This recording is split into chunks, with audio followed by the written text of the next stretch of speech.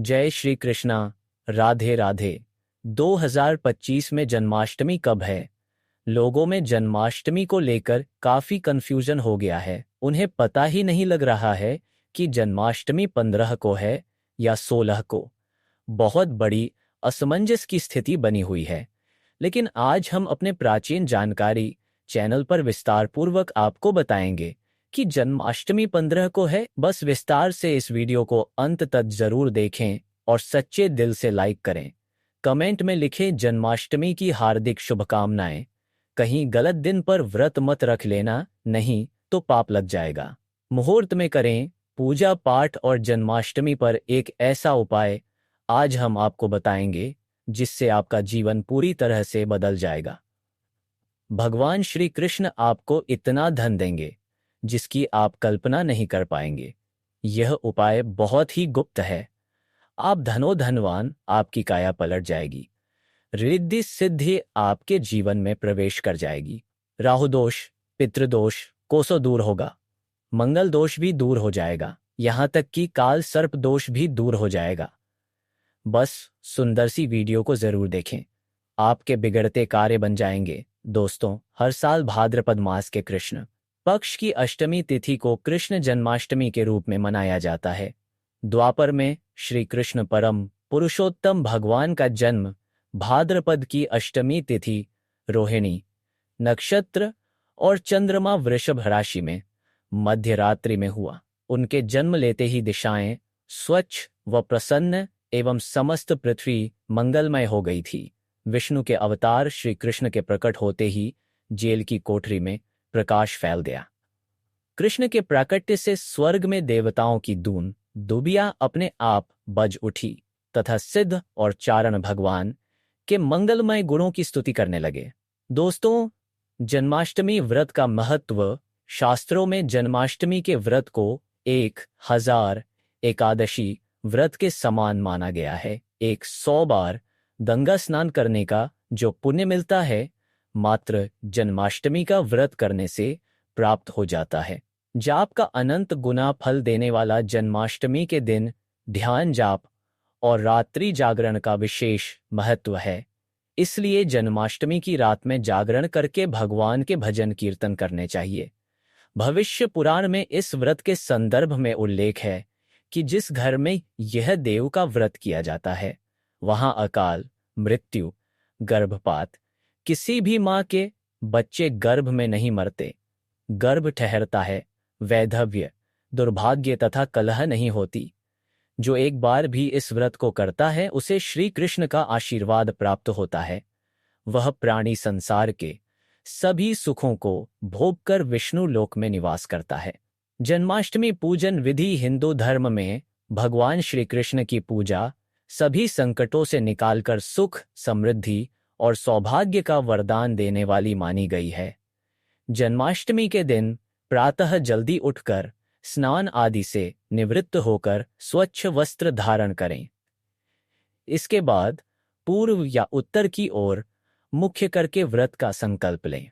अगर north east में भगवान कृष्ण को लगाया जाए तो आप अपने जीवन में धर्म युद्ध में खड़े हैं, कर्म क्षेत्र में खड़े हैं, तो वहां आपकी जीत सुनिश्चित है और आपकी जितनी भी परेशानियां हैं उन्हें कान्हा दूर कर देते हैं। माता देवकी और भगवान श्री कृष्ण की मूर्ति या चित्र पालने में स्थापित करें। पूजन में देवकी वासुदेव, बलदेव, नंद, यशोदा आदि देवताओं के नाम जपे। रात्रि में 12 बजे के बाद श्री कृष्ण का जन्मोत्सव मनाएं। दोस्तों, जन्माष्टमी पर कान्हा को पीले चंदन या फिर केसर का तिलक जरूर लगाएं। साथ ही साथ उन्हें मोर का मुकुट और बांसुरी जरूर अर्पित करें। लड्डू गोपाल को पंचामृत से अभिषेक कराकर भगवान को नए वस्त्र अर्पित करें एवं झूला झुलाएं। तुलसी डालकर माखन मिश्री व धनिये की पंजीरी का भोग लगाएं। तत्पश्चात आरती करके प्रसाद को वितरित करें। दोस्तों, कृष्ण जन्माष्टमी कब है? हर साल जन्माष्टमी की तिथि को लेकर कंफ्यूजन रहता है। आइए जानते हैं, साल 2025 में जन्माष्टमी कब है? पूजा का शुभ मुहूर्त, पूजा विधि, महत्व और दिन। देखिए, अष्टमी तिथि कब से कब तक रहेगी? जन्माष्टमी तिथि व शुभ मुहूर्त नोट करें। 2025 में कृष्ण जन्माष्टमी 15 अगस्त को मनाई जाएगी। अष्टमी तिथि आरंभ होगी 15 अगस्त को रात्रि 11:49 पर और अष्टमी तिथि समाप्त होगी 16 अगस्त रात्रि 9:34 पर। रोहिणी नक्षत्र प्रारंभ होगा 17 अगस्त प्रातः काल 4:38 पर। रोहिणी नक्षत्र समाप्त होगी 18 अगस्त प्रातः काल 3:17 पर। निश्चित काल पूजा का समय होगा 15 अगस्त रात्रि 12:47 तक। पारण का समय होगा 15 अगस्त रात्रि 12:47 के बाद। दोस्तों, चलिए जानते हैं जन्माष्टमी पर श्री कृष्ण की जन्म था।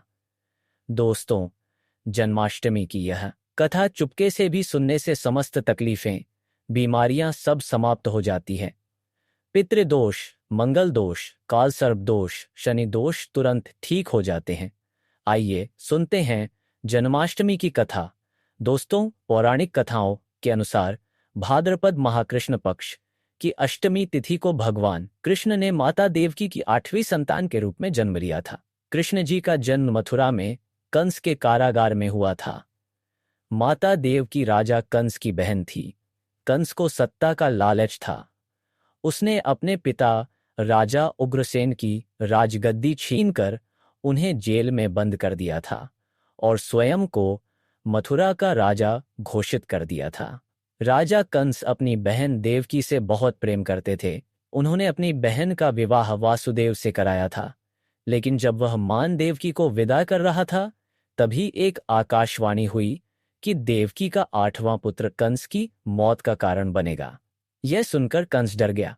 उसने तुरंत अपनी बहन और उनके पति वासुदेव को जेल में बंद कर दिया। उनके आसपास सैनिकों की खड़ी पहरेदारी लगा दी। कंस अपनी मौत के डर से देवकी और वासुदेव के 7 संतानों को मार चुका था। कृष्ण जी का जन्म इसके बाद भाद्रपद महाकृष्ण पक्ष की अष्टमी तिथि को रोहिणी नक्षत्र अंधेरी रात में भगवान कृष्ण ने देवकी की 8वीं संतान के रूप में जन्म लिया। श्री कृष्ण के जन्म लेते ही कोठरी प्रकाशमय हो गई। आकाशवाणी हुई कि विष्णु जी ने कृष्ण जी के अवतार में देवकी के कोख में जन्म लिया है। उन्हें गोकुल में बाबा नंद के पास छोड़ आए और उनके घर एक कन्या जन्मी है। उसे मथुरा लाकर कंस को सौंप दें। कान्हा चले गोकुल धाम। आकाशवाणी सुनते ही वासुदेव के हाथों की हथकड़ी खुल गई। सभी पहरेदार सोने लगे। कान्हा को एक टोकरी में बाल गोपाल को रखकर सिर पर रख लिया और गोकुल की ओर चल पड़े। कान्हा को गोकुल धाम ले जाने में वासुदेव को कई मुसीबतों का सामना करना पड़ा।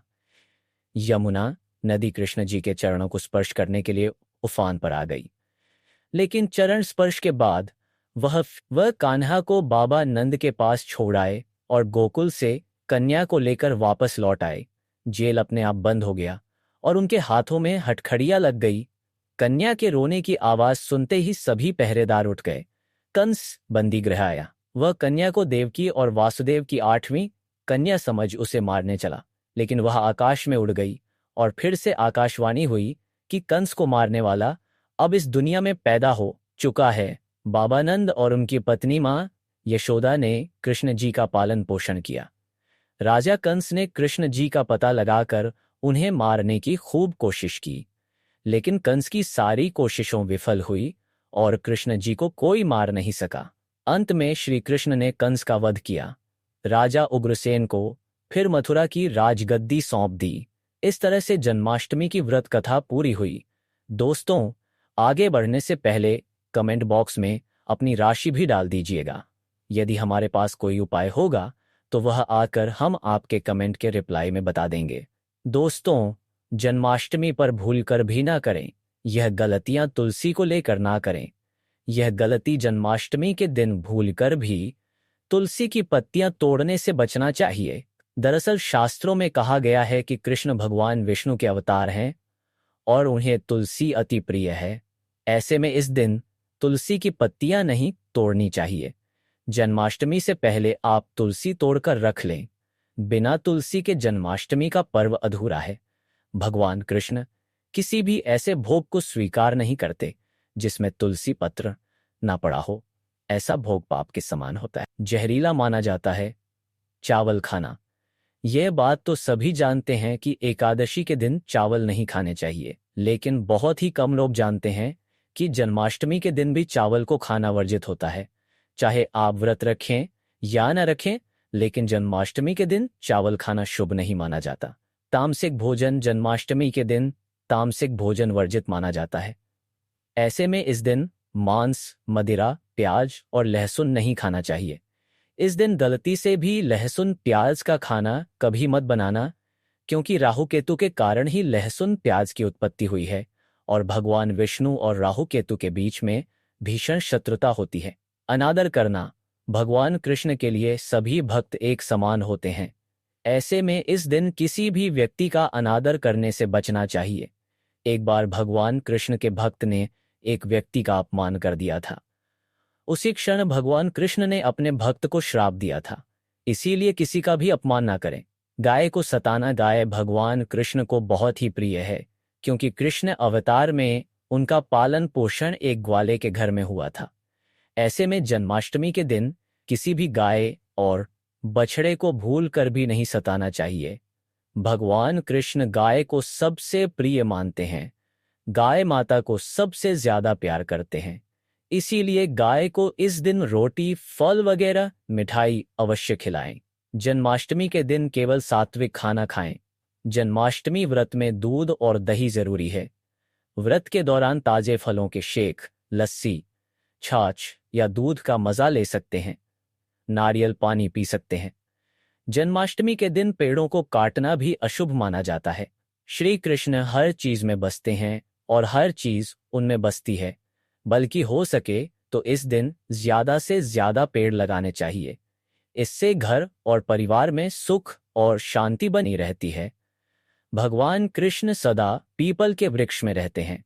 पीपल वृक्ष पर जन्माष्टमी पर जल अवश्य अर्पित करें, इससे वह प्रसन्न जल्दी होते हैं।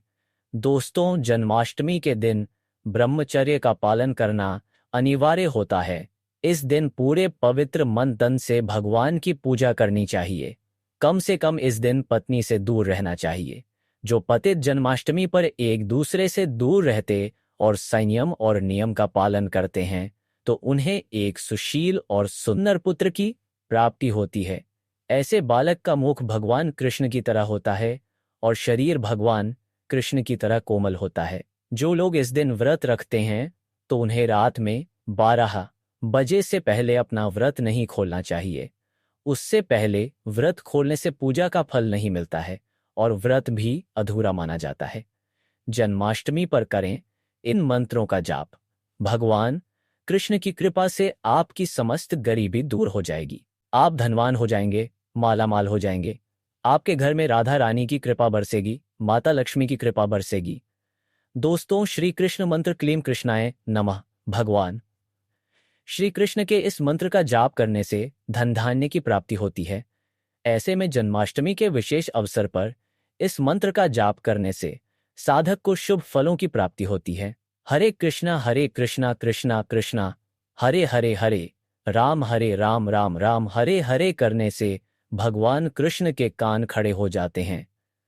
वह भक्त की पुकार अवश्य सुनते हैं। कम से कम इसका जाप 21 बार अवश्य करें या 108 बार भी आप कर सकते हैं। बहुत ही शुभ माना जाता है। दोस्तों, जन्माष्टमी पर जो स्त्री भगवान लड्डू गोपाल को झूला झुलाती है, उसे अनंत काल तक बांझपन का सामना नहीं करना पड़ता है। भगवान लड्डू गोपाल की कृपा से ऐसी स्त्री को सुंदर पुत्र की प्राप्ति होती है। दोस्तों, जन्माष्टमी पर मोर पंख अवश्य लाएं और मंदिर में स्थापित करें।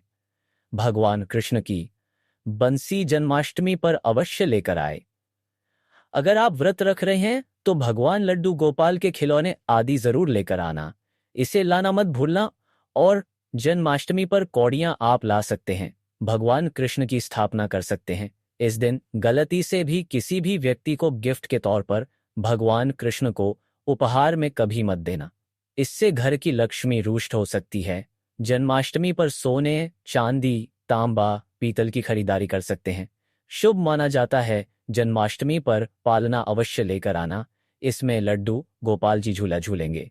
दोस्तों, जन्माष्टमी पर तुलसी माता के सामने भगवान कृष्ण के 4 नाम जैसे गोपाला, गोविंदा, देवकी, नंदन और दामोदर पुकारे और साथ ही ओम नमो भगवते वासुदेवाय नमः मंत्र का जाप करें।